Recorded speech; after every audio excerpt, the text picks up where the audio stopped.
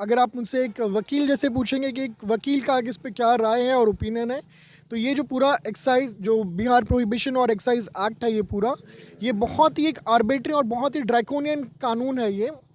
ये कानून मैं इसलिए बोला जा रहा हूँ क्योंकि जब से ये कानून लागू हुआ है ये बिहार बिहार राज्य के अंदर, आप अपने जुडिशरी की हालत देख लीजिए। आज बिहार हाई कोर्ट में आज बिहार हाई कोर्ट के अंदर कोर्टों में सिर्फ और सिर्फ एक्साइज एक्ट की बेलें भरी पड़ी पूर्ण हैं। रूप से शराबबंदी है, फिर भी शराब मिल रहा है। और ये बात ऐसा नहीं है कि हमारे माननीय मुख्यमंत्री नीतीश कुमार जी इस बात से अवगत नहीं है, अवगत हैं। और अवगत होने के बाद भी इस पे वो कार्य क्यों नहीं कर पाते हैं, और प्रशासन इस पे क्यों नहीं कार्य कर पाती है कि तमाम जगहों पे जो शराब मिल रहा है वो न मिले। देखिए, ये पूर्व बात से तो मुझे सिर्फ एक ही मुहावरा याद आता है कि अंधेर नगरी चौपट राजा टके शेर भाजी टके शेर खाजा। तो आज ये उसी हालात में हम जी भी रहे हैं। कैग के रिपोर्ट के अनुसार 2016 और 17 के वित्तीय वर्ष की अगर आंकड़े को हम स्पष्ट करें तो उस साल 4000 करोड़ के आंकड़े सरकारी खजाने पे असर दिखाई पड़े, और वो भी केवल शराब के बदौलत।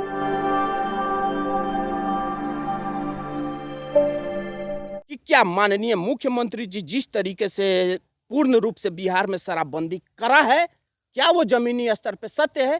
तो एक तरफ अगर देखा जाए तो रेवेन्यू टैक्स में 2016 की आंकड़े को अगर हम स्पष्ट करते हैं तो 4000 करोड़ का नुकसान होता है, और ये आंकड़े हर साल बढ़ोतरी के उस पार जाता है। अगर 2016 की आंकड़े स्पष्ट करते हुए आज हम 2022 की आंकड़े में पहुंचते हैं तो ये कई हजारों करोड़ में तब्दील होगा। मगर एक तरफ सरकारी खजाने में रेवेन्यू टैक्स कम हो रहे हैं, तो दूसरी तरफ तमाम जगहों पे धड़ल्ले से शराब बिका जा रहा है, और वो शराब, जहरीली शराब पीने से हर एक घर के मुखिया आज बेघर हो रहे हैं, और ऐसे ऐसे तमाम बच्चे जो घर से बेघर हो रहे हैं, आज उनके घर में लालन पालन करने का, उनके परिवार को देख रेख करने का कोई ऐसा दिख नहीं रहा है। लोग इस केस का मतलब पूरा देख रेख कर रहे हैं, और हाई कोर्ट में, सुप्रीम कोर्ट में इस केस को रखा भी है। तो आप लोग का मतलब इस केस से जो मतलब पूरा गहन जांच किए हैं, तो उस जांच के रिपोर्ट के अनुसार और सरकार के समक्ष जो अपनी बातें रखे हैं, उसमें आप लोग का मेन मुद्दा क्या रहेगा अंत का?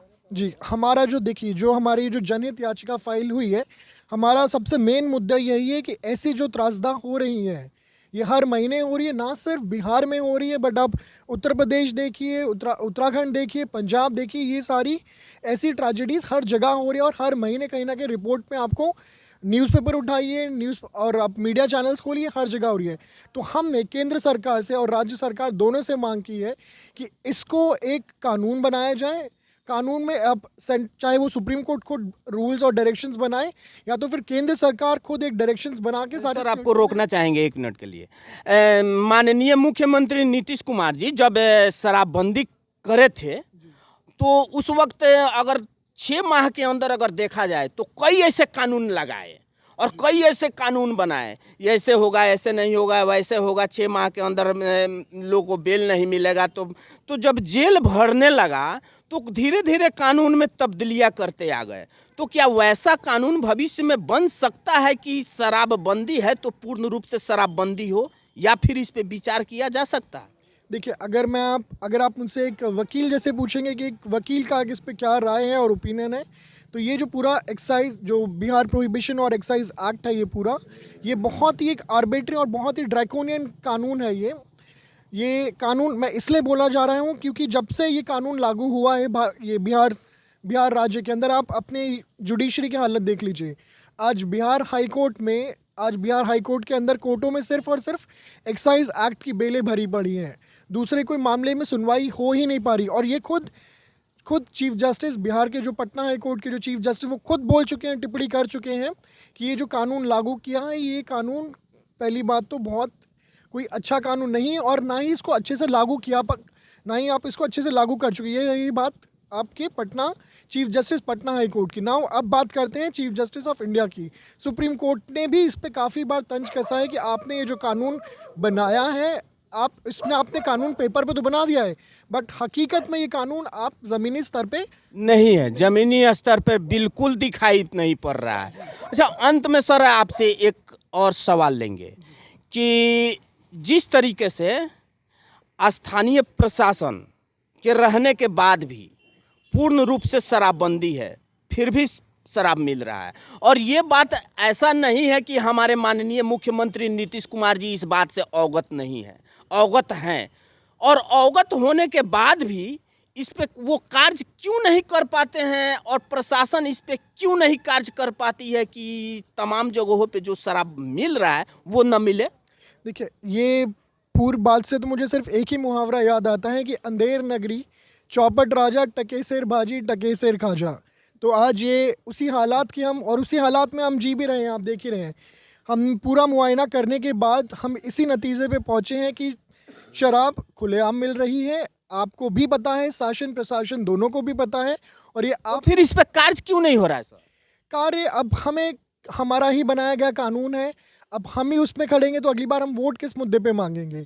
तो आपको अपना वोट आपको अपनी कुर्सी भी बचानी है, आपको लोगों को एक पेपर पे आप लोगों ने कानून बना दिया है, और पीछे से अगर आप जहाँ तक आप रेवेन्यू की बात कर रहे थे, तो अब आप रेवेन्यू की बात करेंगे तो अब कैग का रिपोर्ट बताता था सर कि 2016 में 4,000 करोड़ का नुकसान हुआ था सरकारी आंकड़े पे, और माननीय मुख्यमंत्री नीतीश कुमार जी से जब मीडिया कर्मी पूछते हैं कि साहब जब बिहार में शराबबंदी करा गया है तो उस वक्त सरकारी खजाने पे क्या असर देखने को मिला, तो माननीय मुख्यमंत्री नीतीश कुमार जी कहते हैं कि नहीं नहीं, सरकारी खजाने पे कोई असर देखने को नहीं मिला है। मगर हम बताते चले आपको, कैग के रिपोर्ट के अनुसार 2016 और 17 के वित्तीय वर्ष की अगर आंकड़े को हम स्पष्ट करें तो उस साल 4,000 करोड़ के आंकड़े सरकारी खजाने पे असर दिखाई पड़े, और वो भी केवल शराब के बदौलत।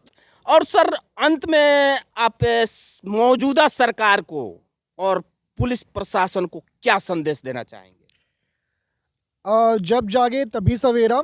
अब अभी भी समय है, अभी भी आप हम देख ही रहे हैं कितनी त्रासदा ऑलरेडी हो चुकी है, बट यही एक सरकार से भी विनती है कि अब ऐसे कुछ कदम उठाए जाएं शासन और प्रशासन द्वारा कि ऐसे फ्यूचर में ऐसी घटनाएं ना घटें, और जो हमारे लोग मर रहे हैं ये हमारी ही जनता है जो मर रही है, हमारा ही जो भविष्य है। आजकल जो बच्चे, नौजवान बच्चे इसमें पूरी जिनकी भी मरे हैं, पूरी फैमिली आपकी कहीं ना कहीं पूरी फैमिली इसमें तबाह होगी। तो यही एक मैं उनसे रिक्वेस्ट भी नहीं, मैं इनसे प्रार्थना ही करना चाहूँगा कि अब जब जागे तभी सवेरा, और अभी से ही आप सही रूप में कदम उठाएं।